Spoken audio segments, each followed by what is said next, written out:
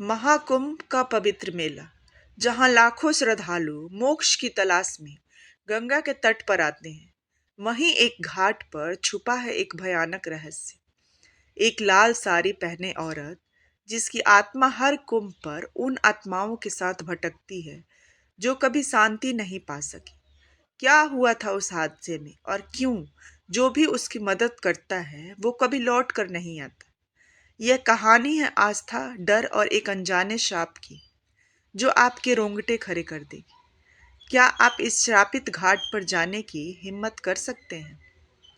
क्या तुमने कभी किसी ऐसे इंसान की आंखों में देखा है जो अपनी मौत के बाद भी जिंदा हो?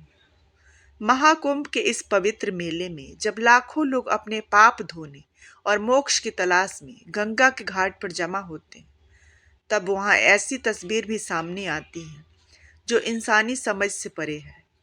रात के अंधेरे में जब मेला खत्म होने के बाद लोग अपने तंबुओं में सो रहे होते हैं, तब एक सूखी पीली रोशनी वाला दिया गंगा के तट पर अकेले जलता है और उसके पास खड़ी होती है एक औरत जो ना जीवित है और ना मृत।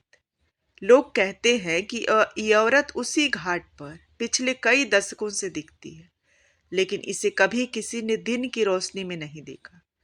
महाकुंभ के समय यह रहस्यमयी औरत घाट के किनारे किनारे घूमती है, अपने लंबे खुले बालों और लाल साड़ी में। उसकी आंखें ऐसी लगती हैं मानो उनमें कोई गहरी पीड़ा और अनसुलझा सवाल हो। मेले में आए लोगों ने उसे लेकर कई कहानियां गढ़ी हैं, लेकिन सच्चाई ये है कि जो भी उसे देखने के बाद उसकी मदद करने गया, वो कभी लौट कर वापस नहीं आया। कहते हैं इस घाट पर एक बड़ा हादसा हुआ था जिसमें सैकड़ों लोगों की जान चली गई थी, और यह औरत उन आत्माओं की रखवाली करती है जो अब भी अपने मोक्ष का इंतजार कर रही है। यह कहानी है महाकुंभ के उस घाट की जहां पवित्रता और भक्ति के बीच अंधेरे का एक ऐसा साया भी है जो कभी खत्म नहीं होता। हर बार जब महाकुंभ का आयोजन होता है, लाखों श्रद्धालु गंगा के पवित्र जल में डुबकी लगाने आते हैं, लेकिन गंगा के इस शांत जल के नीचे छुपी हुई है एक अनकही कहानी जो हर उस व्यक्ति को कांपने पर मजबूर कर देती है जो इसे सुनता है। कहानी की शुरुआत होती है वाराणसी से आए एक युवा जोड़े, रोहन और आरती से। दोनों अपने परिवार के साथ महाकुंभ में शामिल होने आए थे। भीड़, भक्ति और गंगा की आरती के बीच आरती ने घाट के एक कोने पर कुछ अजीब देखा। एक लाल साड़ी पहने औरत, जिसके लंबे बाल खुले थे, गंगा के जल में देख रही थी। आरती को लगा कि वो औरत शायद किसी अपने को याद कर रही होगी, लेकिन जब उसने ध्यान से देखा तो उसे औरत के चेहरे पर एक अजीब सी चमक दिखाई दी। उसकी आंखें इस दुनिया की नहीं लग रही थी। आरती ने इसे नजरअंदाज कर दिया, लेकिन उसके मन में एक अजीब सा डर बैठ गया। महाकुंभ की भीड़ के कारण रोहन और आरती का परिवार तंबुओं में ठहरा हुआ था। रात का समय था और बाकी लोग गहरी नींद में थे, लेकिन आरती को नींद नहीं आ रही थी। घाट से आती धीमी धीमी घंटियों की आवाज और एक ठंडी हवा में कुछ ऐसा था जो उसे बेचैन कर रहा था। उसने रोहन को उठाया और कहा, मुझे घाट पर कुछ अजीब सा महसूस हो रहा है, चलो देखते हैं। रोहन ने पहले इसे मजाक में लिया, लेकिन आरती के बार बार कहने पर दोनों घाट की ओर चल पड़े।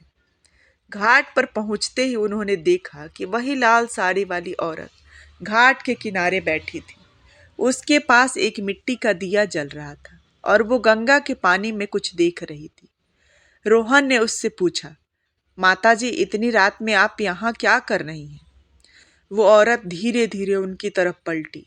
उसकी आंखें बिल्कुल खाली थी, जैसे उनमें कोई जीवन ही ना हो।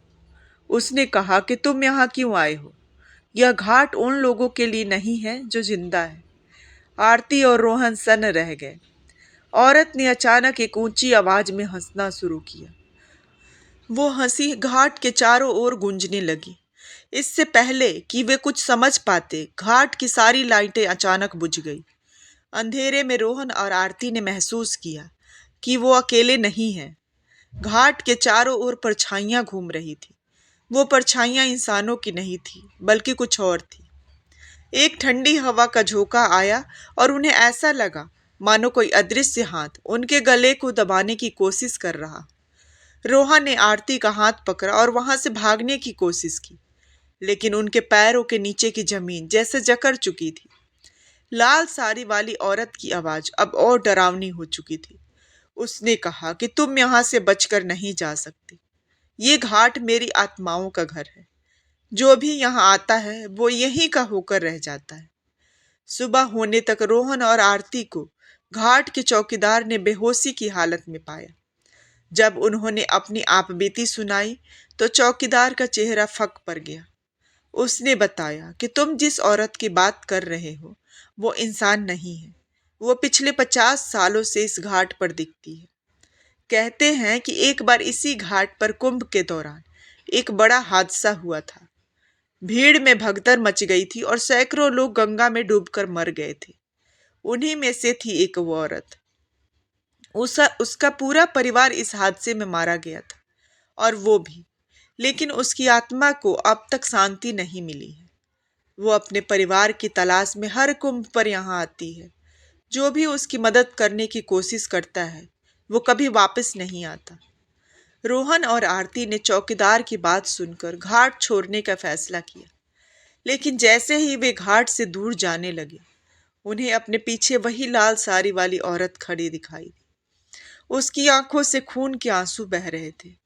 उसने अपनी डरावनी आवाज में कहा कि तुम लोग मेरी मदद क्यों नहीं कर सकते। इससे पहले कि वो दोनों भाग पाते, औरत का चेहरा अचानक विकृत हो गया। वो हवा में गायब हो गई, लेकिन उसकी आवाज अब भी गूंज रही थी। आज भी कहते हैं कि महाकुंभ के दौरान जो लोग रात को घाट पर जाते हैं उन्हें उस औरत की आत्मा का सामना करना पड़ता है। कुछ लोग वापस लौट आते हैं, लेकिन कुछ कभी नहीं लौटते। क्या आप उस घाट पर जाने की हिम्मत करोगे?